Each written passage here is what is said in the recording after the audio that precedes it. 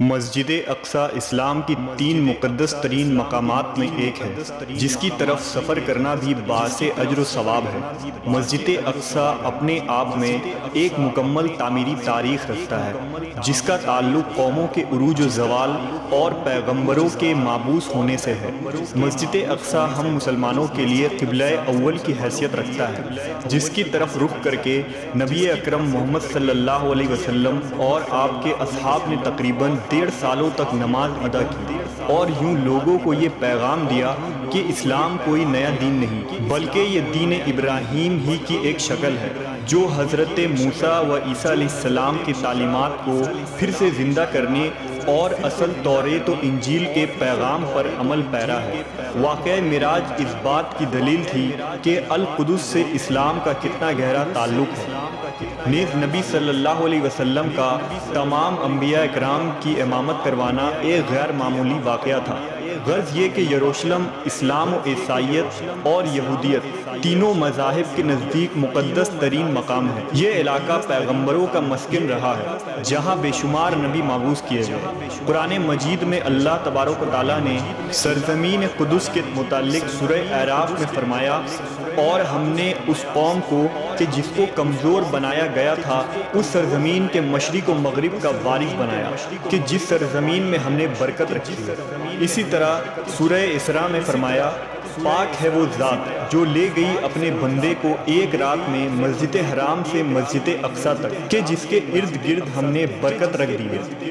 ان آیات میں جس بابرکت سرزمین کا ذکر ہے وہ بیت المقدس اور اس کے گرد و نواح کے علاقے ہیں۔ حدیث مبارکہ میں حضور اکرم محمد صلی اللہ علیہ وسلم نے مسجد اقصی کی فضیلت بیان کیا، لہٰذا حضرت ابو ذر غفاری سے روایت ہے کہ انہوں نے نبی صلی اللہ علیہ وسلم سے پوچھا، اے اللہ کے رسول، اس روئے زمین پر سب سے پہلے کون سی مسجد تعمیر کی گئی؟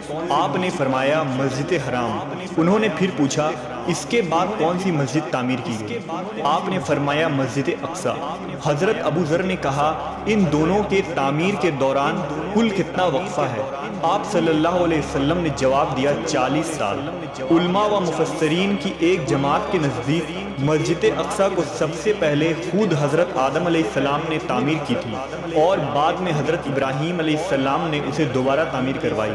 روایتوں کے مطابق اللہ نے حضرت جبرائیل علیہ السلام کو خصوصی طور سے حضرت آدم کی طرف بھیجا اور حکم دیا کہ مسجد حرام اور مسجد اقصی کی تعمیر کریں۔ ابن حشام نے اپنی تاریخ میں لکھا کہ جب بنی اسرائیل فلسطین میں مضبوط ہوئے اور ان کی ریاست قائم ہوئی تو حضرت داؤد علیہ السلام نے بیت المقدس کی دوبارہ بنیاد رکھی، اور پھر آپ کے جانشین اور فرزند حضرت سلیمان علیہ السلام نے مسجد اقصی کی مکمل تعمیر فرمائی۔ غرض یہ کہ احادیث اور تاریخی روایتوں سے یہ پتہ چلتا ہے کہ بیت المقدس کو کئی مرحلوں اور ادوار میں بار بار تعمیر کی گئی، نیز اس کی تجدید کئی پیغمبروں نے کیا۔ مسجد اقصی کی مکمل تعمیر حضرت سلیمان علیہ السلام کے دور میں ہوئی، جس کی تائید نہ صرف اسلامی بلکہ اسرائیلی روایتوں سے بھی ملتی ہے۔ حضرت سلیمان علیہ السلام اللہ کے جلیل القدر پیغمبر تھے جن کی سلطنت مشرق سے مغرب تک تھی، اور انسانوں کے ساتھ چرند و پرند، جانور، حیوانات اور جنات پر بھی آپ نے حکومت کی تھی۔ جنات آپ کے تابع اور فرما بردار تھے۔ اللہ نے جنات کو آپ کے تابع کر دیا تھا جو حکومتی امور میں حضرت سلیمان علیہ السلام کے حکم کی تعمیل کیا کرتے اور بڑے بڑے کام سر انجام دیتے، لہٰذا مسجد اقصی کی تعمیری کام میں حضرت سلیمان نے جناتوں کو بھی لگایا تھا۔ اس مسجد کی تعمیر آپ کے بادشاہ بننے کے بعد ہی شروع ہو گئی اور تقریباً 40 سالوں میں مسجد کی تعمیر مکمل کی گئی۔ تعمیری مقام پر حضرت سلیمان علیہ السلام نے شیشے کا ایک حجرہ بنایا تھا جس کے اندر آپ عبادت کیا کرتے تھے۔ آپ اپنے عصا کے سہارے کھڑے رہتے اور اللہ کی عبادت میں مشغول رہا کرتے تھے۔ یہ عبادت کافی طویل ہوتی تھی، آپ کئی دن یا ماہ ایسے ہی کھڑے رہتے اور جنات اپنے کاموں میں مشغول رہا کرتے۔ جب سلیمان علیہ السلام کو یہ علم ہوا کہ جلد ہی آپ کی وفات ہونے والی ہے تو آپ نے اللہ سے دعا کی کہ ایسا معجزہ صادر ہو جائے کہ ان جنوں کو آپ کی وفات کا علم ہی نہ ہو اور وہ اسی طرح اپنے کاموں میں مصروف رہ کر مسجد کی تعمیر مکمل کر دیں۔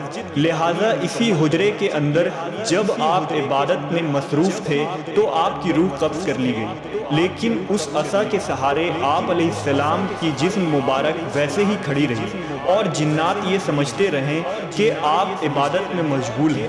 دراصل پیغمبروں کی جسم مبارک کبھی سڑتی نہیں، نہ ہی زمین کی مٹی انہیں کھا سکتی ہے۔ اس روئے زمین پر جتنے بھی نبی بھیجے گئے آج بھی ان کے جسم قبروں میں صحیح و سالم موجود ہیں اور غیبی طور سے انہیں رزق ملتا رہتا ہے۔ لہذا حضرت سلیمان علیہ السلام وفات کے کئی سالوں بعد تک اسی مقام پر عصا کے سہارے کھڑے رہے۔ آخر کار جب اس عصا کو دیمک کھانے لگی اور وہ لاٹھی کمزور ہو گئی تو آپ کی مبارک جسم زمین کی طرف جھکنے لگی، اور تب جناتوں کو یہ علم ہوا کہ حضرت سلیمان علیہ السلام کی وفات ہو چکی ہے۔ اس واقعے کو اللہ نے سورہ سبا میں یوں بیان فرمایا: پھر جب ہم نے ان پر موت کا حکم بھیجا تو جنوں کو ان کی موت کا علم نہ ہوا مگر زمین کی دیمک ان کی عصا کھاتی رہی، اور جب سلیمان زمین پر آئے تو جنوں پر وہ حقیقت کھل گئی۔ اگر وہ غیب جانتے تو اس خاری کی عذاب میں نہ ہوتے۔